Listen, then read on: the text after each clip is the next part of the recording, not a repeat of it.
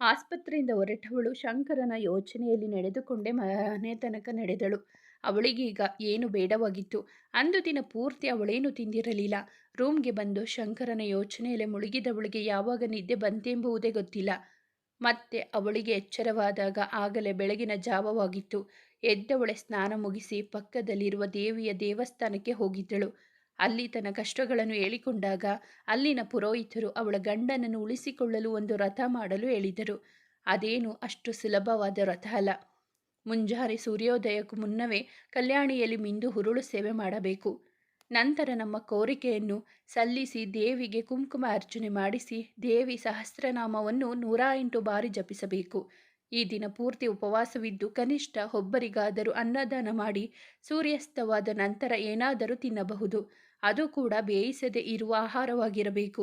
ರಾತ್ರಿ ನೆಲದ ಮೇಲೆ ಮಲಗಬೇಕು. ಹೀಗೆ 21 ದಿನಗಳ ಕಾಲ ವ್ರತ ಮಾಡಬೇಕು. ಕೊನೆಯ ದಿನ ಕನಿಷ್ಠ 8 ಮುತ್ತೈದೆಯರಿಗಾದರೂ ಬಾಗಿನ ಕೊಟ್ಟು ವ್ರತವನ್ನು ಮುಗಿಸಬೇಕು. ಒಟ್ಟಿನಲ್ಲಿ ಎಲ್ಲ ಸುಖಗಳನ್ನು ತ್ಯಜಿಸಿ ಮಾಡುವ ವ್ರತ ಅದು. ಗೌರಿ ಕೂಡ ಮರುದಿನದಿಂದಲೇ ಆ ವ್ರತವನ್ನು ಮಾಡುವ ನಿರ್ಧಾರ ಮಾಡಿದಳು. ಅವಳಂದುಕೊಂಡಂತೆ ವ್ರತವೇನೋ ಶುರು ಮಾಡಿದಳು. ಆದರೆ ಅದನ್ನು ನಿಭಾಯಿಸುವುದು ಅಷ್ಟು ಸುಲಭವಿರಲಿಲ್ಲ. ಪದೇ ಪದೇ ತುಂಬ ತಲೆ ಸುತ್ತು ಬರುತ್ತಿತ್ತು. ವಿಪರೀತ ಸುಸ್ತಾಗುತ್ತಿತ್ತು. ಆದರೂ ಛಲ ಬಿಡದೆ ಮಾಡತೊಡಗಿದ್ದಳು. ಹೀಗೆ 1 ವಾರ ಕಳೆದಿತ್ತು. ಅಂದು ಕೆಲಸದ ಮೇಲೆ ಬೇರೆ ಊರಿಗೆ ಹೋಗಿದ್ದ ಪ್ರತಾಪ್ ಹಿಂದಿರುಗಿ ಬಂದವನು ಗೌರಿಯನ್ನು ನೋಡುವ ಸಲುವಾಗಿ ನೇರ ಅವಳ ಮನೆಗೆ ಬಂದಿದ್ದ. ಅವಳು ದೇವಸ್ಥಾನಕ್ಕೆ ಹೋಗಿರುವ ವಿಷಯ ತಿಳಿದು ಅಲ್ಲಿಗೆ ಬಂದವನಿಗೆ ಅವಳ ಸ್ಥಿತಿ ಕಂಡು ಗಾಬರಿಯಾಗಿತ್ತು. ತುಂಬ ದಣಿದಿದ್ದಳವಳು.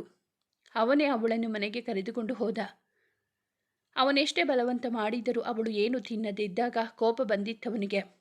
ಆದರೂ ತಡೆದುಕೊಂಡಿದ್ದ. ಪದೇ ಪದೇ ಅವಳನ್ನು ಪ್ರಶ್ನಿಸಿದಾಗ ಕೊನೆಗೆ ಶಂಕರನಿಗೆ ಆಕ್ಸಿಡೆಂಟ್ ಆಗಿರುವ ವಿಷಯವನ್ನು ಅವನೇ ತಿಳಿಸಿದ್ದಳು.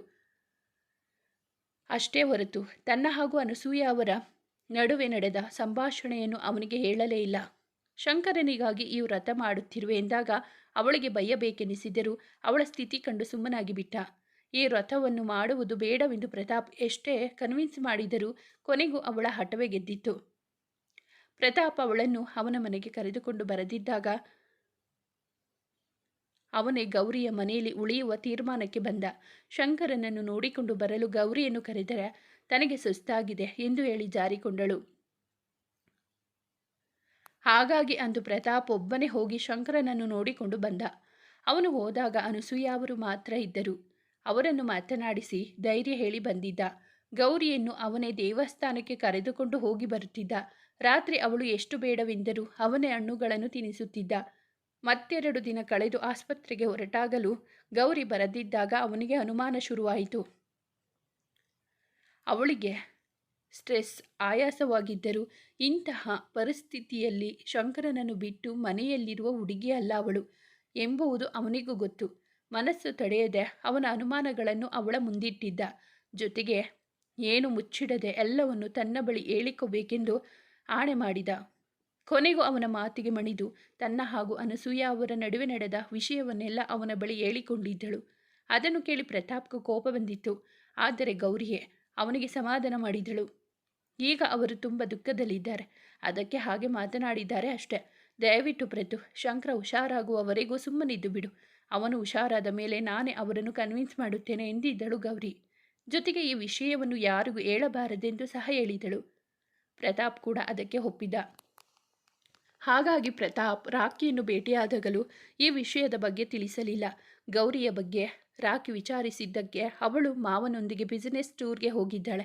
ಅವಳಿಗೆ ವಿಷಯ ತಿಳಿದರೆ ಸುಮ್ಮನೆ ಗಾಬರಿಯಾಗುತ್ತಾಳೆಂದು ನಾನೇ ಅವಳಿಗೆ ತಿಳಿಸಿಲ್ಲ ಎಂದು ಹೇಳಿದ. ಗೌರಿಗೆ ಈಗೀಗ ತುಂಬ ತಲೆ ಸುತ್ತು ಬರುತ್ತಿತ್ತು. ಕೆಲವೊಮ್ಮೆ ತಿಂದಿದ್ದು ಜೀರ್ಣವಾಗದೆ ವಾಂತಿಯಾಗಿ ಬಿಡುತ್ತಿತ್ತು. ತಾನು ಉಪವಾಸ ಇರುವುದರಿಂದಲೇ ಹೀಗಾಗುತ್ತಿದೆ ಎಂದುಕೊಂಡಳು ಗೌರಿ. ಆದರೆ ಅದಕ್ಕೂ ಮೀರಿ ಅವಳ ದೇಹದಲ್ಲಾದ ಬದಲಾವಣೆಗಳ ಬಗ್ಗೆ ಅವಳಿಗೆ ಗಮನವೇ ಇರಲಿಲ್ಲ. ಹೀಗೆ ದಿನಗಳು ಕಳೆದು ಅವಳ ವ್ರತ ಕೂಡ ಮುಗಿಯಿತು. ಈ ಮಧ್ಯೆ ಪ್ರತಾಪ್ನೊಂದಿಗೆ 3-4 ಬಾರಿ ಆಸ್ಪತ್ರೆಗೆ ಹೋಗಿ ಯಾರಿಗೂ ಕಾಣದಂತೆ ಶಂಕರನನ್ನು ನೋಡಿಕೊಂಡು ಬಂದಿದ್ದಳು. ಅವಳ ವ್ರತ ಮುಗಿದ ರಾತ್ರಿಯೇ ಜಗನ್ನಾಥ್ ಅವರು ಸಹ ಬಿಸಿನೆಸ್ ಟೂರ್ನಿಂದ ಹಿಂತಿರುಗಿದ್ದರು. ಅವರನ್ನು ಕಂಡು ತುಂಬ ಖುಷಿಯಾಗಿತ್ತವಳಿಗೆ. ಜಗನ್ನಾಥ್ ಅವರು ಬಂದ ಮೇಲೆ ಪ್ರತಾಪ್ ಮನೆಗೆ ಹಿಂದಿರುಗಿದ್ದ. ಅವರಿಗಿನ್ನು ಶಂಕರನಿಗೆ ಆಕ್ಸಿಡೆಂಟ್ ಆಗಿರುವ ವಿಷಯ ತಿಳಿದಿರಲಿಲ್ಲ. ಆದರೆ ಮಗಳು ಮೊದಲಿನಂತೆ ಇಲ್ಲವೆಂಬುದು ಮಾತ್ರ ಅವರ ಗಮನಕ್ಕೆ ಬಂದಿತ್ತು. ಯಾವುದೋ ವಿಷಯವನ್ನು ತನ್ನ ಮಗಳು ಮುಚ್ಚಿಡುತ್ತಿದ್ದಾಳೆ ಎಂಬುದು ಅವರಿಗೆ ಸ್ಪಷ್ಟವಾಗಿತ್ತು. ಮರುದಿನವೇ ಈ ವಿಷಯದ ಬಗ್ಗೆ ತಿಳಿಯಲು ಪ್ರತಾಪ್ನನ್ನು ಭೇಟಿಯಾದರು. ಮೊದಮೊದಲು ಪ್ರತಾಪ್ ಏನು ಹೇಳಲಿಲ್ಲವಾದರೂ ಕೊನೆಗೆ ಅವರ ಮಾತಿಗೆ ಮಣಿದು ಗೌರಿ ತನ್ನ ಬಳಿ ಹೇಳಿದ ಎಲ್ಲ ವಿಷಯಗಳನ್ನು ಅವರಿಗೆ ಹೇಳಿಬಿಟ್ಟಿದ್ದ. ಅವನು ಮಾಡಿದ ಇದೊಂದು ತಪ್ಪು ಮುಂದೆ ಸಾಕಷ್ಟು ಅನಾಹುತಗಳಿಗೆ ಕಾರಣವಾಗುವುದರಲ್ಲಿ ಇತ್ತು. ಅವನ ಮಾತು ಕೇಳಿ ಕೋಪಗೊಂಡವರು ಸೀದಾ ಅನಸೂಯ ಅವರನ್ನು ಭೇಟಿ ಮಾಡಲು ಹೊರಟರು. ಅವರಿಗಿದ್ದ ಕೋಪ ಕಂಡು ಮತ್ತೇನು ಅನಾಹುತವಾಗುವುದೋ ಎಂದುಕೊಂಡು ತಕ್ಷಣವೇ ಗೌರಿಗೆ ಕಾಲ್ ಮಾಡಿ ವಿಷಯ ತಿಳಿಸಿದ್ದ ಪ್ರತಾಪ್. ಈ ವಿಷಯ ಕೇಳಿದ ಗೌರಿ ಹಿಂದೆಯೇ ಜಗನ್ನಾಥ್ ಅವರಿಗೆ ಕಾಲ್ ಮಾಡಿದ್ದಳು. ಆದರೆ ಅಷ್ಟರಲ್ಲಿ ಅವರು ಶಂಕರ ಮನೆಯನ್ನು ತಲುಪಿಯಾಗಿತ್ತು. ಅದೇ ಕೋಪದಲ್ಲಿ ತಮ್ಮ ಫೋನ್ ನೋಡಿದವರು ಕಾಲ್ ಕಟ್ ಮಾಡಲು ಹೋಗಿ ರಿಸೀವ್ ಮಾಡಿ ಹಾಗೆ ಜೇಬಿಗಿಳಿಸಿದ್ದರು. ಶಂಕರ ಮನೆಗೆ ಹೋದ ಜಗನ್ನಾಥ್ ಹಾಗೂ ಅನಸೂಯ ಅವರಿಗೆ ದೊಡ್ಡ ಜಗಳವೇ ಆಗಿತ್ತು. ಅನಸೂಯ ಅವರು ಗೌರಿಯ ಚಾರಿತ್ರ್ಯದ ಬಗ್ಗೆಯೂ ಕೆಟ್ಟದಾಗಿ ಮಾತನಾಡಿದಾಗ ಅದನ್ನು ಸಹಿಸದ ಜಗನ್ನಾಥ್ ಅವರು ಅದೆಂತಹ ಪರಿಸ್ಥಿತಿ ಬಂದರೂ ನನ್ನ ಮಗಳನ್ನು ಮಾತ್ರ ನಿನ್ನ ಮನೆಗೆ ಸೊಸೆಯಾಗಿ ಕಳುಹಿಸುವುದಿಲ್ಲ ಎಂದು ಶಪಥ ಮಾಡಿ ಬಂದರು. ಇದನ್ನೆಲ್ಲ ತನ್ನ ಫೋನ್ನಲ್ಲಿ ಕೇಳಿಸಿಕೊಂಡ ಗೌರಿ ದಂಗಾಗಿ ಕುಳಿತು ಬಿಟ್ಟಳು. ಇಷ್ಟು ದಿನ ಏನು ಆಗಬಾರದೆಂದು ಅವಳು ತಡೆದಿದ್ದಳೋ ಅದೇ ಆಗಿ ಹೋಗಿತ್ತು. ಜೊತೆಗೆ ಅನಸೂಯ ಅವರು ಅವಳ ಹಾಗೂ ಪ್ರತಾಪ್ ಬಗ್ಗೆ ಮಾತನಾಡಿದ ಮಾತುಗಳು ಅವಳನ್ನು ತುಂಬ ನೋಯಿಸಿದ್ದವು.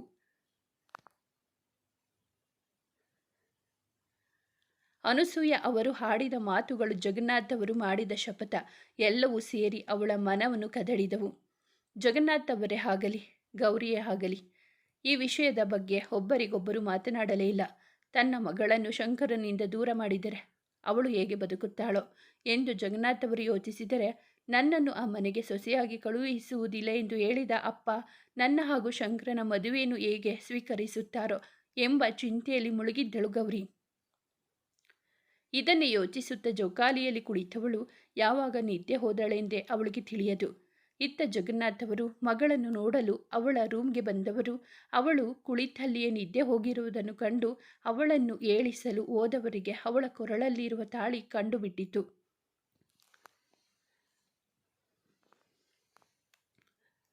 ಅದನ್ನು ಕಂಡವರು ಕೋಪದಲ್ಲಿ ಗೌರಿ ಎಂದು ಕೂಗಿದರು. ಅವರ ಕೂಗಿಗೆ ದಿಗ್ಗನೆ ಎದ್ದು ಕುಳಿತವಳಿಗೆ ಅವಳ ಅಪ್ಪ ಕೋಪನ ಕಂಡು ಗಾಬರಿಯಾಗಿತ್ತು. ಜಗನ್ನಾಥ್ ಅವರು ಅಷ್ಟು ಕೋಪಗೊಂಡಿರುವುದನ್ನು ಅವಳೆಂದು ಕಂಡಿರಲಿಲ್ಲ. ಅವರನ್ನೇ ನೋಡುತ್ತಾ ನಿಂತವಳಿಗೆ ಅವಳ ಕೊರಳಲ್ಲಿದ್ದ ತಾಳಿಯನ್ನು ತೋರಿಸಿ ಏನಿದೆಲ್ಲ ಎಂದು ಕೇಳಿದರು ಜಗನ್ನಾಥ್ ಅವರು. ಅವಳಿಗೀಗ ಸತ್ಯ ಹೇಳದೆ ಬೇರೆ ದಾರಿಯೇ ಉಳಿಯಲಿಲ್ಲ. ಗಾಬರಿಯಿಂದಲೇ ನಡೆದ ವಿಷಯವನ್ನೆಲ್ಲ ಅವರ ಮುಂದೆ ಹೇಳಿದಳು. ಅದನ್ನು ಕೇಳಿ ಕಣ್ಣೀರಾಗಿದ್ದರು ಜಗನ್ನಾಥ್ ಅವರು. ಇದೇ ಮೊದಲ ಬಾರಿಗೆ ಗೌರಿ ಅವರ ಕಣ್ಣೀರನ್ನು ಕಂಡಿದ್ದಳು. ಅವರಿಗೆ ಎಷ್ಟೇ ನೋವಿದ್ದರೂ ಎಂದಿಗೂ ಮಗಳ ಮುಂದೆ ತಮ್ಮ ಕಣ್ಣೀರನ್ನು ತೋರಿಸಿಕೊಂಡವರಲ್ಲ ಅವರು. ಆದರಿಂದು ಅದನ್ನು ತಡೆದುಕೊಳ್ಳುವ ಶಕ್ತಿಯನ್ನು ಕಳೆದುಕೊಂಡು ಬಿಟ್ಟಿದ್ದರು. ಅದನ್ನು ಕಂಡ ಗೌರಿ ಅವರ ಕಾಲು ಹಿಡಿದು, ದಯವಿಟ್ಟು ನನ್ನನ್ನು ಕ್ಷಮಿಸಿ ಅಪ್ಪ, ಎಲ್ಲವೂ ನನ್ನ ಕೈಮೀರಿ ನಡೆದು ಹೋಯಿತು ಎಂದವಳನ್ನು ಮೇಲೆತ್ತಿದ ಜಗನ್ನಾಥ್ ಅವರು, ಇಲ್ಲ ಮಗಳೇ, ಇದರಲ್ಲಿ ನಿನ್ನದೇನು ತಪ್ಪಿಲ್ಲ, ಎಲ್ಲ ವಿಧಿಯ ಆಟವಷ್ಟೇ, ನೋಡೋಣ ಮುಂದೆ ಏನಾಗುತ್ತದೋ ಆಗಲಿ ಎಂದು ಅವಳ ಕಣ್ಣೀರು ಒರೆಸಿದ್ದರು. ಅಲ್ಲಿಂದ ತನ್ನ ರೂಮ್ಗೆ ಬಂದು ಮಲಗಿದ ಜಗನ್ನಾಥ್ ಅವರು ಮೇಲೇಳಲೇ ಇಲ್ಲ. ಅಂದು ರಾತ್ರಿಯೇ ಹಾರ್ಟ್ ಅಟ್ಯಾಕ್ನಿಂದ ಅಸುನೀಗಿದ್ದರು. ಹೌದು, ಅನಸೂಯ ಅವರ ಮಾತುಗಳು, ಮಗಳ ಮದುವೆ ಹಾಗೂ ತಾವು ಮಾಡಿದ ಶಪಥ ಎಲ್ಲವೂ ಅವರನ್ನು ಯೋಚನೆಗೆ ತಳ್ಳಿತ್ತು.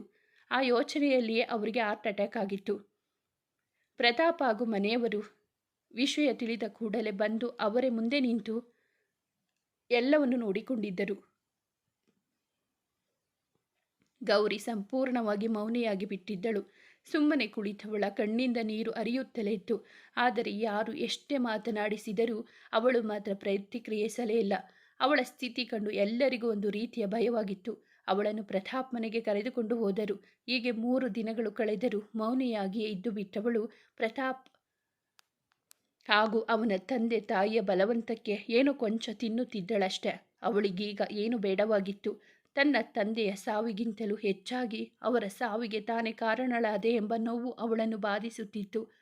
ಎತ್ತ ನೋಡಿದರೂ ತನ್ನ ತಂದೆಯೊಂದಿಗೆ ಕಳೆದ ಮಧುರ ಕ್ಷಣಗಳ ನೆನಪಾಗುತ್ತಿದ್ದವು.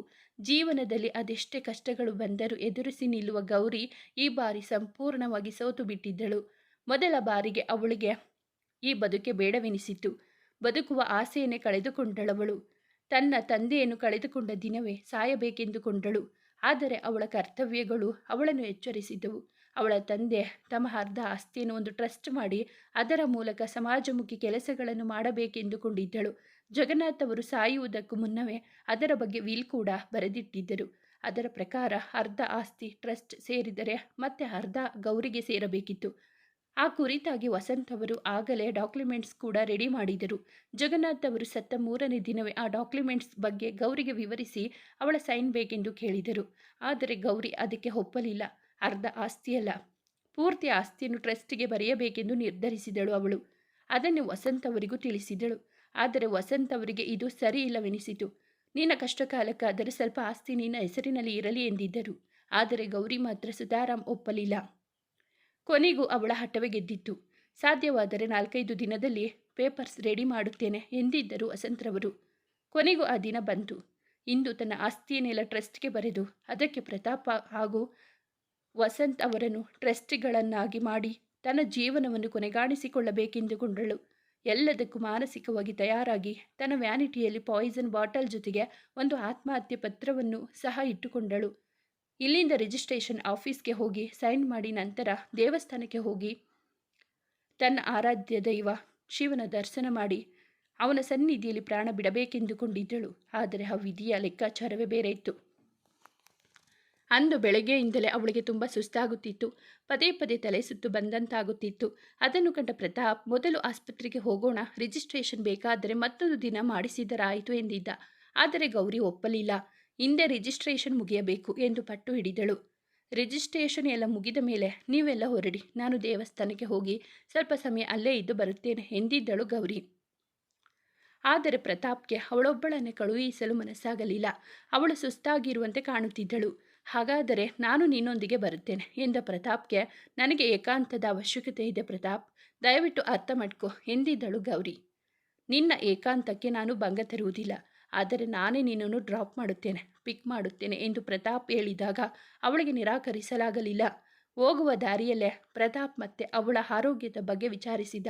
ಅದಕ್ಕವಳು, ಅಂಥದ್ದೇನೂ ಇಲ್ಲ ಪ್ರತು, ಯಾಕೋ ಸ್ವಲ್ಪ ಸುಸ್ತಿದೆ ಅಷ್ಟೇ ಎಂದಿದ್ದಳು. ಅವನು ಆಸ್ಪತ್ರೆಗೆ ಹೋಗೋಣವೆಂದರೂ ಅವಳು ನಿರಾಕರಿಸಿದಳು. ಕೊನೆಗೂ ಅವಳು ಹೇಳಿದಂತೆ ಅವಳನ್ನು ದೇವಸ್ಥಾನಕ್ಕೆ ಬಿಟ್ಟ. ಅವಳ ಜೊತೆ ಹೋಗಬೇಕೆಂದುಕೊಂಡರೂ ಅವಳು ಒಪ್ಪುವುದಿಲ್ಲವೆಂದು ಅವನಿಗೆ ಗೊತ್ತಿತ್ತು.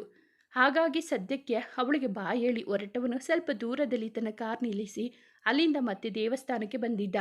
ಅವಳಿನ್ನೂ ದೇವಸ್ಥಾನಕ್ಕೆ ಮೆಟ್ಟಿಲುಗಳನ್ನು ಕಷ್ಟಪಟ್ಟು ಹತ್ತುತ್ತಿದ್ದಳು. ಇದ್ದಕ್ಕಿದ್ದಂತೆ ತಲೆ ಸುತ್ತು ಬಂದು ಬಿದ್ದು ಬಿಟ್ಟಳು. ತಕ್ಷಣವೇ ಅವಳನ್ನು ಹಿಡಿದ ಪ್ರತಾಪ್ ಆಸ್ಪತ್ರೆಗೆ ಸೇರಿಸಿದ್ದ. ಅವಳನ್ನು ಚೆಕ್ ಮಾಡಿದ ಡಾಕ್ಟರ್, ಗಾಬರಿಯಾಗುವಂಥದ್ದು ಏನೂ ಇಲ್ಲ, ಪ್ರೆಗ್ನೆನ್ಸಿ ಸಮಯದಲ್ಲಿ ತಲೆ ಸುತ್ತು ಬರುವುದು ಸಾಮಾನ್ಯವೇ, ಅದರಲ್ಲೂ ಅವರು ತುಂಬ ವೀಕ್ ಇದ್ದಾರೆ, ಅದಕ್ಕೆ ಪ್ರಜ್ಞೆ ತಪ್ಪಿದ್ದಾರೆ ಅಷ್ಟೇ ಎಂದಿದ್ದರು.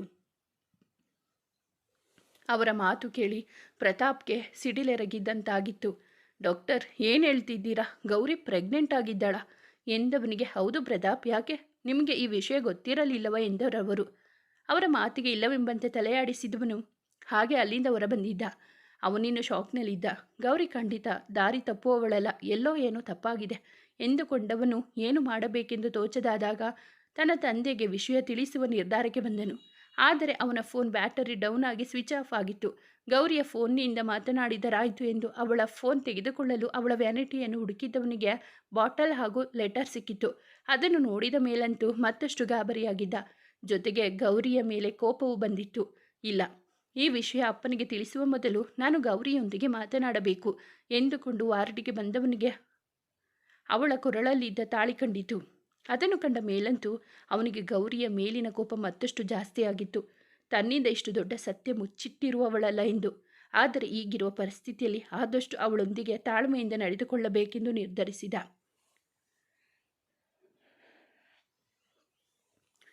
ಅವಳಿಗೆ ಆಗ ತಾನೇ ಎಚ್ಚರವಾಯಿತು.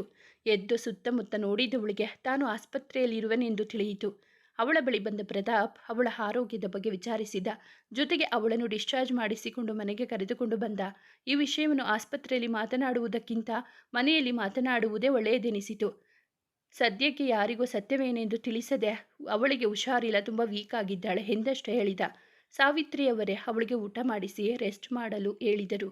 ರೂಮ್ಗೆ ಬಂದ ಗೌರಿ ಹಾಸಿಗೆಗೆ ಒರಗಿಕೊಂಡೆ ಯೋಚನೆಯಲ್ಲಿ ತೊಡಗಿದಳು.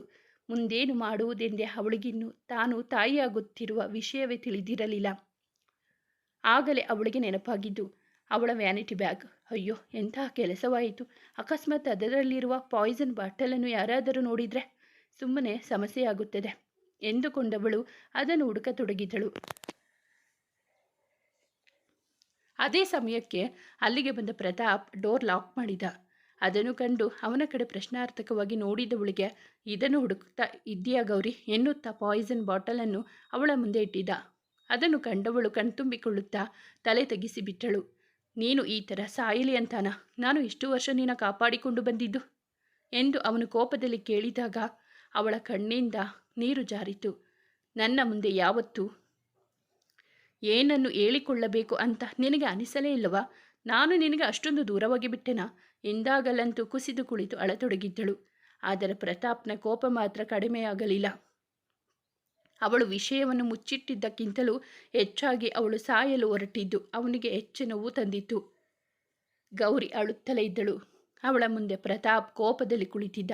ಸ್ವಲ್ಪ ಸಮಯ ಕಳೆದ ಮೇಲೆ ಆ ಪಾಯ್ಸನ್ ಬಾಟಲ್ ತೆಗೆದುಕೊಂಡವನು, ಈಗೇನು ನೀನು ಸಾಯಬೇಕು ಅಲ್ಲವಾ, ತಗೋ ಎಂದು ಬಾಟಲ್ ಅವಳ ಮುಂದೆ ಹಿಡಿದವನು, ಆದರೆ ಒಂದು ವಿಷಯ ಚೆನ್ನಾಗಿ ನೆನಪಿಟ್ಕೊ, ನೀನು ಸತ್ತರೆ ನಾನು ಕೂಡ ಬದುಕಿರುವುದಿಲ್ಲ ಎಂದ ಕೂಡಲೇ ಅವನ ಬಾಯಿಗೆ ಅಡ್ಡವಾಗಿ ಕೈ ಇಟ್ಟವಳು, ಪ್ಲೀಸ್ ಕಣೋ, ಹಾಗೆಲ್ಲ ಮಾತಾಡಬೇಡ, ಪ್ರಾಣವೇ ಹೋದಂತಾಗುತ್ತದೆ ನನಗೆ ಎಂದಾಗ ಅವನು ಸಹ ಕಣ್ಣೀರಾಗಿದ್ದ. ಅವನೇ ಅವಳಿಗೆ ಸಮಾಧಾನ ಮಾಡಿ ಕುಡಿಯಲು ನೀರು ಕೊಟ್ಟಿದ್ದ. ಯಾಕೆ ನನ್ನಿಂದ ಎಲ್ಲವನ್ನು ಮುಚ್ಚಿಟ್ಟೆ? ಕತ್ತಲ್ಲಿ ತಾಳಿ, ಹೊಟ್ಟೆಯಲ್ಲಿ ಮಗು, ಜೊತೆಗೆ ಸಾಯಲು ಬೇರೆ ಹೊರಟಿದ್ದೀಯ. ಏನೇ ಇದೆಲ್ಲ? ಹೇಗಾಯ್ತು ಇದೆಲ್ಲ? ನನಗೆ ಯಾಕೆ ಹೇಳಲಿಲ್ಲ ಎಂದು ಕೇಳಿದವನ ಮಾತಿಗೆ ದಂಗಾಗಿ ಬಿಟ್ಟಳು ಗೌರಿ. ತನ್ನ ಹೊಟ್ಟೆಯ ಮೇಲೆ ಕೈ ಇಟ್ಟುಕೊಂಡವಳು, ಮಗುನಾ ಎಂದು ತೊದಲುತ್ತಲೇ ಕೇಳಿದಳು. ಅದನ್ನು ಕಂಡವನು, ಅಂದರೆ ನಿನಗೆ ಈ ವಿಷಯವೇ ಗೊತ್ತಿಲ್ಲವಾ ಎಂದು ಆಶ್ಚರ್ಯದಲ್ಲಿ ಕೇಳಿದವನಿಗೆ ಇಲ್ಲವೆಂಬಂತೆ ತಲೆಯಾಡಿಸಿದಳು ಗೌರಿ. ತಾನು ಸಾಯಲು ಹೊರಟಿದ್ದನ್ನು ನೆನೆದು ಎಂತಹ ಕೆಲಸ ಮಾಡಲು ಹೊರಟಿದ್ದೆ, ನನ್ನ ಜೊತೆ ನನ್ನ ಮಗು ಸಹ ಎಂದುಕೊಂಡವಳ ಕಣ್ಣಿಂದ ಒಂದು ಹನಿ ಜಾರಿತು. ಒಟ್ಟಿನಲ್ಲಿ ಶಂಕರ ಗೌರಿಗೆ ಕಟ್ಟಿದ ತಾಳಿ ಅವನ ಪ್ರಾಣ ಉಳಿಸಿದ. ಅವನು ಅವಳ ಒಡಲಲ್ಲಿಟ್ಟ ಜೀವ ಅವಳ ಪ್ರಾಣವನ್ನು ಕಾಪಾಡಿತು. ಅವಳ ಕೈ ಹಿಡಿದ ಪ್ರತಾಪ್, ಹೇಗಾಯಿತು ಇದೆಲ್ಲ ಎಂದು ಕೇಳಿದವನಿಗೆ ನಡೆದಿದ್ದನ್ನೆಲ್ಲ ವಿವರಿಸಿದಳು. ಅದನ್ನು ಕೇಳಿದವನೇ, ಸರಿ ನಡಿ, ಹಾಗಾದರೆ ನಡೆದ ವಿಷಯವನ್ನೆಲ್ಲ ಅನಸೂಯ ಆಂಟಿಗೆ ಹೇಳೋಣ, ಅವರು ಖಂಡಿತವಾಗಿಯೂ ಅರ್ಥ ಮಾಡಿಕೊಳ್ಳುತ್ತಾರೆ ಎಂದಾಗ, ಅದು ಸಾಧ್ಯವಿಲ್ಲ ಪ್ರತು ಎಂದವಳು ಜಗನ್ನಾಥ್ ಹಾಗೂ ಅನಸೂಯ ಅವರ ನಡುವೆ ನಡೆದ ವಿಷಯವನ್ನೆಲ್ಲ ಅವನಿಗೆ ಹೇಳಿದಳು. ಆ ವಿಷಯ ಕೇಳಿ ಪ್ರತಾಪ್ಗೆ ಕೋಪ ಬಂದಿತ್ತಾದರೂ ಅದನ್ನು ತೋರಿಸುವ ಸಮಯವಲ್ಲ ಇದು ಎಂದುಕೊಂಡು ಕಂಟ್ರೋಲ್ ಮಾಡಿಕೊಂಡ.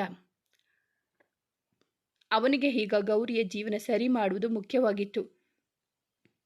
ಈಗ ನಾನು ಸತ್ಯ ಹೇಳಿದರೂ ಅವರು ನಂಬುವುದಿಲ್ಲ ಪ್ರತು. ಅದು ಅಲ್ಲದೆ ಶಂಕರ ಜೀವನಕ್ಕೆ ಹಿಂತಿರುಗಿ ಹೋಗುವ ಯಾವ ಯೋಚನೆಯೂ ನನಗಿಲ್ಲ ಎಂದವಳಿಗೆ, ಏನೇ ಹೀಗೆ ಹೇಳ್ತಿದ್ದೀಯಾ? ಇದು ಹಠ ಮಾಡುವ ಸಮಯವಲ್ಲ ಗೌರಿ. ನೀನು ಕೇವಲ ಅವನು ಪ್ರೀತಿಸುವ ಹುಡುಗಿಯಾಗಿದ್ದರೆ ನಾನು ಈ ಮಾತನ್ನು ಹೇಳುತ್ತಿರಲಿಲ್ಲ. ಆದರೆ ನೀನೀಗ ಮದುವೆಯಾಗಿದೆ, ಅದು ಅಲ್ಲದೆ ನೀನು ಈಗ ತಾಯಿ ಆಗ್ತಿದ್ದೀಯಾ. ನಿನ್ನ ಮಗುವಿನ ಭವಿಷ್ಯದ ಬಗ್ಗೆಯೂ ಒಮ್ಮೆ ಯೋಚಿಸು ಎಂದಿದ್ದನವ. ಆದರೆ ಗೌರಿಗೀಗ ಎಲ್ಲವೂ ಬೇಡವಾಗಿತ್ತು. ಇಲ್ಲ ಪ್ರತು, ನನಗೂ ಇದೆಲ್ಲ ಸಾಕಾಗಿದೆ. ಈ ಎಲ್ಲ ಸಂಬಂಧಗಳನ್ನು ತೊಡೆದು ಎಲ್ಲಾದರೂ ದೂರ ಹೋಗಬೇಕು ಎನಿಸುತ್ತಿದೆ. ನನ್ನ ಪ್ರಪಂಚದಲ್ಲಿ ನಾನು ಮತ್ತು ನನ್ನ ಮಗು ಇಬ್ಬರು ಸಾಕು. ಎಲ್ಲಾದರೂ ದೂರದ ಜಾಗಕ್ಕೆ, ನನ್ನ ಬಗ್ಗೆ ಯಾರಿಗೂ ಗೊತ್ತಿರದ ಕಡೆ ಒಬ್ಬ ಅಪರಿಚಿತೆಯಾಗಿ ಒಂದು ಹೊಸ ಜೀವನವನ್ನು ಪ್ರಾರಂಭಿಸಬೇಕು ಎಂದಿದ್ದಳವಳು. ಇನ್ನು ನಾನೇನೇ ಹೇಳಿದರೂ ಅವಳು ಕೇಳುವ ಸ್ಥಿತಿಯಲ್ಲಿಲ್ಲ ಎಂಬುದು ಪ್ರತಾಪ್ಗೆ ಅರ್ಥವಾಗಿತ್ತು. ಸರಿ ಗೌರಿ, ನೀನು ಹೇಳಿದಂತೆ ಆಗಲಿ, ನಾನು ನಿನ್ನೊಂದಿಗಿರುತ್ತೇನೆ. ಆದರೆ ಈಗಲೇ ಎಂದರೆ ಆಗುವುದಿಲ್ಲ, ನೀನು ತುಂಬ ವೀಕ್ ಇದ್ದೀಯ. ಅದು ಅಲ್ಲದೆ ಈ ಸಮಯದಲ್ಲಿ ನೀನು ಹೆಚ್ಚು ಪ್ರಯಾಣ ಮಾಡುವಂತಿಲ್ಲ. ಸ್ವಲ್ಪ ದಿನ ಕಳೆಯಲಿ, ನಂತರ ಇದರ ಬಗ್ಗೆ ಯೋಚಿಸೋಣ. ಸದ್ಯಕ್ಕೆ ನೀನು ರೆಸ್ಟ್ ಮಾಡು ಎಂದು ಹೇಳಿ ರೂಮ್ನಿಂದ ಹೊರಬಂದಿದ್ದ. ಸ್ವಲ್ಪ ದಿನ ಕಳೆದರೆ ಅವಳ ಮನಸ್ಸು ತಿಳಿಯಾಗುತ್ತದೆ. ಅಷ್ಟರಲ್ಲಿ ಶಂಕರನಿಗೆ ಪ್ರಜ್ಞೆ ಬಂದರೆ ಎಲ್ಲ ಸಮಸ್ಯೆಗಳು ಸರಿ ಹೋಗುತ್ತವೆ ಎಂಬುವುದು ಅವನ ಲೆಕ್ಕಾಚಾರವಾಗಿತ್ತು. ಅಲ್ಲಿಂದ ಹೊರಬಂದವನು ತನ್ನ ತಂದೆ ತಾಯಿಗೆ ಎಲ್ಲ ವಿಷಯವನ್ನು ತಿಳಿಸಿ, ಸದ್ಯಕ್ಕೆ ಅವಳನ್ನು ಏನು ಪ್ರಶ್ನಿಸಲು ಹೋಗಬೇಡಿ, ಸಮಯ ಕಳೆದಂತೆ ಎಲ್ಲ ಸರಿ ಹೋಗಬಹುದು ಎಂದ ಪ್ರತಾಪ್ ಮಾತಿಗೆ ಇಬ್ಬರು ಒಪ್ಪಿದ್ದರು. ಎಲ್ಲರೂ ಅವಳನ್ನು ಕಣ್ಣಲ್ಲಿ ಕಣ್ಣಿಟ್ಟು ಕಾಪಾಡುತ್ತಿದ್ದರು. ಹೀಗೆ 3 ದಿನ ಕಳೆಯಿತು. ಅಂದು ಪೂರ್ಣ ತಂದೆ ತಾಯಿ ಪ್ರತಾಪ್ನ ಮನೆಗೆ ಬಂದಿದ್ದರು ಅವರಿಬ್ಬರ ಮದುವೆಯ ಬಗ್ಗೆ ಮಾತನಾಡಲು. ಆದರೆ ಪ್ರತಾಪ್ ಅದಕ್ಕೆ ಒಪ್ಪಲಿಲ್ಲ. ಸದ್ಯಕ್ಕೆ ಗೌರಿಯ ಜೀವನ ಸರಿ ಹೋಗುವವರೆಗೂ ತನಗೂ ಮದುವೆ ಬೇಡವೆಂದ. ಆದರೆ ಮುಂದಿನ ವಾರ ಇರುವ ಮುಹೂರ್ತ ಬಿಟ್ಟರೆ ಇನ್ನು 2 ವರ್ಷ ನಿಮ್ಮಿಬ್ಬರ ಮದುವೆಗೆ ಮುಹೂರ್ತವಿಲ್ಲ ಎಂದು ಪುರೋಹಿತರು ಹೇಳಿದ್ದಾರೆ. ಇನ್ನು 2 ವರ್ಷವೆಂದರೆ ಬಹಳ ತಡವಾಗುತ್ತದೆ ಎಂದಿದ್ದರು ಪೂರ್ಣ ತಂದೆ. ಆದರೆ ಪ್ರತಾಪ್ ಮಾತ್ರ ಹಠಕ್ಕೆ ಬಿದ್ದಿದ್ದ. ಕೊನೆಗೂ ಗೌರಿ ಅವನನ್ನು ಕನ್ವಿನ್ಸ್ ಮಾಡಿದಳು. ಇನ್ನು 1 ವಾರದಲ್ಲಿ ಮದುವೆ ಇದ್ದಿದ್ದರಿಂದ ಎಲ್ಲರೂ ಮರುದಿನವೇ ಪೂರ್ಣಾಳ ಊರಿಗೆ ತೆರಳಿದರು. ಅದೊಂದು ಪುಟ್ಟ ಹಳ್ಳಿ, ಒಂದು ಸುಂದರವಾದ ಹಸಿರು ತುಂಬಿದ ತಾಣ. ಮದುವೆಗೆ ತೀರಾ ಹತ್ತಿರದವರನ್ನು ಬಿಟ್ಟು ಬೇರೆ ಯಾರನ್ನು ಕರೆದಿರಲಿಲ್ಲ. ಗೌರಿಯೇ ಮುಂದೆ ನಿಂತು ಎಲ್ಲ ಕೆಲಸಗಳನ್ನು ಮಾಡಿಸುತ್ತಿದ್ದಳು. ಮದುವೆ ಬೇಡವೆನ್ನುತ್ತಿದ್ದ ತನ್ನ ಗೆಳೆಯ ಇಂದು ಮದುವೆಯಾಗುತ್ತಿರುವುದು ಅವಳಿಗೆ ಖುಷಿ ತಂದಿತ್ತು. ಮದುವೆಯೆಲ್ಲ ಮುಗಿದ ಮೇಲೆ ಗೌರಿ ಇನ್ನು ಮುಂದೆ ಅಲ್ಲೇ ಇರುವ ತೀರ್ಮಾನಕ್ಕೆ ಬಂದಿದ್ದಳು. ಆ ಹಳ್ಳಿಯ ವಾತಾವರಣ ಅವಳಿಗೆ ಖುಷಿ ಕೊಟ್ಟಿತ್ತು. ಗೌರಿ ಅಲ್ಲೇ ಉಳಿಯುತ್ತೇನೆ ಎಂದಾಗ ಪ್ರತಾಪ್ ಹಾಗೂ ಪೂರ್ಣ ಕೂಡ ಅಲ್ಲೇ ಉಳಿದರು. ಅದಕ್ಕೆ ಗೌರಿ ಯಾವುದೇ ಕಾರಣಕ್ಕೂ ನಾನು ಇಲ್ಲಿರುವ ವಿಷಯ ಶಂಕರನಿಗೆ ತಿಳಿಯಬಾರದು ಎಂದು ಎಲ್ಲರಿಂದಲೂ ಪ್ರಮಾಣ ಮಾಡಿಸಿಕೊಂಡಿದ್ದಳು. ಮುಖ್ಯವಾಗಿ ಪ್ರತಾಪ್ ಬಳಿ ಅದೆಂತಹ ಪರಿಸ್ಥಿತಿ ಬಂದರೂ ನೀನು ಶಂಕರನನ್ನು ಕಾಂಟ್ಯಾಕ್ಟ್ ಮಾಡಬಾರದು, ಅವನೊಂದಿಗೆ ಮಾತನಾಡಬಾರದು ಎಂದು ಹೇಳಿದಳು. ಜೊತೆಗೆ ಹಾಗೂ ಒಂದು ವೇಳೆ ನನ್ನ ಮಾತು ಮೀರಿ ನಡೆದರೆ ನಾನು ನಿಮ್ಮಿಂದಲೂ ದೂರ ಹೊರಟು ಹೋಗುತ್ತೇನೆ ಎಂದಿದ್ದಳು. ಹಾಗಾಗಿ ಪ್ರತಾಪ್ ಮತ್ತೆ ಶಂಕರನನ್ನು ಕಾಂಟ್ಯಾಕ್ಟ್ ಮಾಡಲು ಪ್ರಯತ್ನಿಸಲೇ ಇಲ್ಲ. ಜೊತೆಗೆ ತನ್ನ ಫೋನ್ ನಂಬರ್ ಕೂಡ ಚೇಂಜ್ ಮಾಡಿದ. ಮದುವೆಯನ್ನು ಮುಗಿಸಿ ವಸಂತ್ರವರು ಹೊರಡುವಾಗ ಗೌರಿ ಅವರಿಗೆ ಒಂದು ಗಿಫ್ಟ್ ಬಾಕ್ಸ್ ಹಾಗೂ ಪತ್ರವನ್ನು ಕೊಟ್ಟಿದ್ದಳು. ಅದನ್ನು ಅವರು ಶಂಕರನಿಗೆ ಕೊಟ್ಟಿದ್ದು. ನನ್ನ ನೆನಪಿನಲ್ಲಿ ಶಂಕರ ಜೀವನ ಹಾಳಾಗಬಾರದೆಂದು ಹಾಗೆ ಮಾಡಿದ್ದಳು. ಜೊತೆಗೆ ತನಗೆ ಬೇರೆಯವರೊಂದಿಗೆ ಮದುವೆಯಾಯಿತು ಎಂದು ಶಂಕರನಿಗೆ ತಿಳಿಸುವಂತೆ ಹೇಳಿದಳು. ಗೌರಿ ತಾಯಿಯಾಗುತ್ತಿರುವ ವಿಷಯ ಹೊರಬಂದರೆ ಸುಮ್ಮನೆ ದೊಡ್ಡ ಸುದ್ದಿಯಾಗುತ್ತದೆಂದು ವಸಂತವರೇ ಅವಳು ಮದುವೆಯಾಗಿ ವಿದೇಶಕ್ಕೆ ಹೋದಳೆಂದು ಎಲ್ಲ ನ್ಯೂಸ್ ಚಾನೆಲ್ಗಳಿಗೂ ಸುದ್ದಿ ಹಬ್ಬಿಸಿದ್ದರು. ಶಂಕರ ಗೌರಿಯನ್ನು ಹುಡುಕಿ ಬಂದಾಗ ಅವಳಿಗೆ ಬೇರೆಯವರೊಂದಿಗೆ ಮದುವೆಯಾಗಿದೆ ಎಂದರೆ ಮದುವೆಯಾದ ಹುಡುಗನ ಬಗ್ಗೆ ಪ್ರಶ್ನೆಗಳು ಹುಟ್ಟಿಕೊಳ್ಳುತ್ತವೆ ಎಂದೇ ಅವಳಿಗೆ ಪ್ರತಾಪ್ ಜೊತೆ ಮದುವೆ ಆಯಿತು ಎಂದು ಹೇಳಿದರು. ಇತ್ತ ಗೌರಿ ಎಲ್ಲರ ಆರೈಕೆಯಲ್ಲಿ ಖುಷಿಯಾಗಿದ್ದಳು. ಅವಳಿಗೀಗ ತನ್ನ ಮಗುವಿನ ಹೊರತು ಬೇರೆ ಯೋಚನೆ ಇರಲಿಲ್ಲ. ಮೈಸೂರಿನಿಂದ ಬರುವಾಗಲೇ ಎಲ್ಲ ಸಂಬಂಧಗಳನ್ನು ಕಳೆದುಕೊಳ್ಳಬೇಕೆಂದು ನಿರ್ಧರಿಸಿಯೇ ಬಂದಿದ್ದಳು. ತನ್ನ ಮಗುವಿನ ಆರೋಗ್ಯ ಹಾಗೂ ಭವಿಷ್ಯ ಮುಖ್ಯವಾಗಿತ್ತು ಅವಳಿಗೆ. ಕೊನೆಗೂ ದಿನಗಳು ಕಳೆದು ಒಂದು ಗಂಡು ಮಗುವಿಗೆ ಜನ್ಮ ಕೊಟ್ಟಿದ್ದಳು. ಆ ಕ್ಷಣ ಅವಳ ಜೀವನದಲ್ಲಿ ಮರೆಯಲಾಗದು. ಪ್ರತಾಪ್ ಶಂಕರ ಜೊತೆ ಕಾಂಟ್ಯಾಕ್ಟ್ನಲ್ಲಿ ಇಲ್ಲದಿದ್ದರೂ ಆಗಾಗ ವಸಂತ್ರವರ ಮೂಲಕ ಅವನ ಬಗ್ಗೆ ತಿಳಿದುಕೊಳ್ಳುತ್ತಿದ್ದ. ಈ ಸಮಯದಲ್ಲಾದರೂ ಅವಳು ಶಂಕರನನ್ನು ಸೇರಲು ಒಪ್ಪಬಹುದೆಂಬ ಆಸೆಯಿಂದ ಗೌರಿಯನ್ನು ಕನ್ವಿನ್ಸ್ ಮಾಡಲು ಪ್ರಯತ್ನಿಸಿದ್ದ. ಆದರೆ ಗೌರಿ ಸುತಾರಾಮ್ ಒಪ್ಪಲಿಲ್ಲ. ಅವಳನ್ನು ನೋಡಿಕೊಂಡು ಹೋಗಲು ಬಂದ ವಸಂತವರು ಅಲ್ಲಿಂದ ಹೊರಡುವ ಮುನ್ನ ಅವಳಿಗೆ ಕೆಲವು ದಾಖಲೆ ಪತ್ರಗಳನ್ನು ಕೊಟ್ಟರು. ಇವು ನಿನಗೆ ಸೇರಬೇಕಾದ ಪತ್ರಗಳು.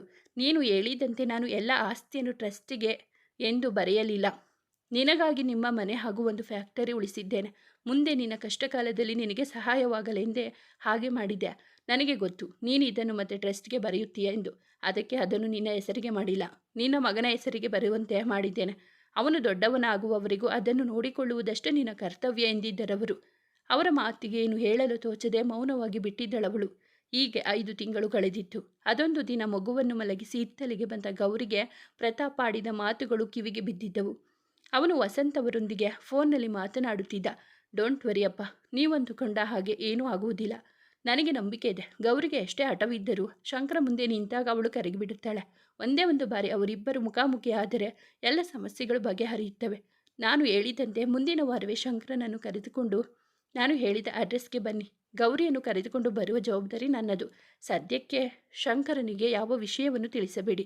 ಅವರಿಬ್ಬರು ಇದು ಸರ್ಪ್ರೈಸ್ ಆಗಿರಲಿ ಎಂದು ಹೇಳುತ್ತಿದ್ದ. ಅದನ್ನು ಕೇಳಿಸಿಕೊಂಡವಳು ಹಾಗೆ ತನ್ನ ಕೋಣೆಗೆ ನಡೆದು ಬಿಟ್ಟಳು. ಇದಾದ 3ನೇ ದಿನವೇ ಯಾರಿಗೂ ಹೇಳದೆ ಕೇಳದೆ ಮನೆಯನ್ನು ಬಿಟ್ಟು ಹೋಗಿದ್ದಳು ಗೌರಿ. ಸದ್ಯಕ್ಕೆ ಅವಳ ತಂದೆಯ ಪಾರ್ಟ್ನರ್ ಮಗಳು ಶಾರ್ವರಿ ಮನೆಯಲ್ಲಿ ಉಳಿದಳು. ಅವಳ ಸಹಾಯದಿಂದಲೇ ಪ್ಯಾರಿಸ್ನ ಒಂದು ಪ್ರತಿಷ್ಠಿತ ಕಂಪನಿಯಲ್ಲಿ ಕೆಲಸ ಪಡೆದು 1 ವಾರದಲ್ಲಿ ಪ್ಯಾರಿಸ್ಗೆ ಹೊರಟಳು. ಮತ್ತೆಂದು ಭಾರತಕ್ಕೆ ಹಿಂದಿರುಗಬಾರದೆಂದು ನಿರ್ಧರಿಸಿಯೇ ಇಲ್ಲಿಂದ ಹೊರಟಿದ್ದಳು ಗೌರಿ. ಎಲ್ಲರನ್ನೂ ಬಿಟ್ಟು ಶಾಶ್ವತವಾಗಿ ಹೊರಟವಳು ಕಣ್ಣೀರಿನ ಮೂಲಕ ತನ್ನ ತಾಯ್ನಾಡಿಗೆ ವಿದಾಯ ಹೇಳಿದಳು. ಹಾಗಾದರೆ ಪ್ಯಾರಿಸ್ಗೆ ಹೋದ ಗೌರಿ ತನ್ನ ಜೀವನವನ್ನು ಹೇಗೆ ಕಟ್ಟಿಕೊಂಡಳು? ಭಾರತಕ್ಕೆ ಎಂದು ಹಿಂತಿರುಗಬಾರದೆಂದುಕೊಂಡವಳು ಮತ್ತೇಕೆ ಭಾರತಕ್ಕೆ ಇಂದು ಊರಿಗೆ ಬಂದಳು? ಮನದಲ್ಲಿ ಅಷ್ಟು ಪ್ರೀತಿ ಇದ್ದರೂ ಅವಳು ಶಂಕರನನ್ನು ನಿರಾಕರಿಸುತ್ತಿರಲು ಕಾರಣವಾದರೂ ಏನು? ಮುಂದುವರೆಯುವುದು. ಸ್ನೇಹಿತರೆ, ಈ ಕಥೆ ನಿಮಗೆ ಇಷ್ಟವಾಗಿದ್ದರೆ ದಯವಿಟ್ಟು ಒಂದು ಲೈಕ್ ಮಾಡಿ. ನಮ್ಮ ಚಾನಲನ್ನು ಸಬ್ಸ್ಕ್ರೈಬ್ ಆಗಿ ಪಕ್ಕದಲ್ಲಿರುವ ಬೆಲ್ ಬಟನ್ ಕ್ಲಿಕ್ ಮಾಡಿ. ನೀವು ಫ್ರೆಂಡ್ಸ್ ಆ್ಯಂಡ್ ಫ್ಯಾಮಿಲಿಗೆ ಈ ಕಥೆಯನ್ನು ಶೇರ್ ಮಾಡಿ. ನಿಮ್ಮ ಅನಿಸಿಕೆ ಅಭಿಪ್ರಾಯವನ್ನು ಕಾಮೆಂಟಲ್ಲಿ ತಿಳಿಸಿ. ಕಥೆಯನ್ನು ಕೇಳಿದ್ದಕ್ಕಾಗಿ ಧನ್ಯವಾದಗಳು.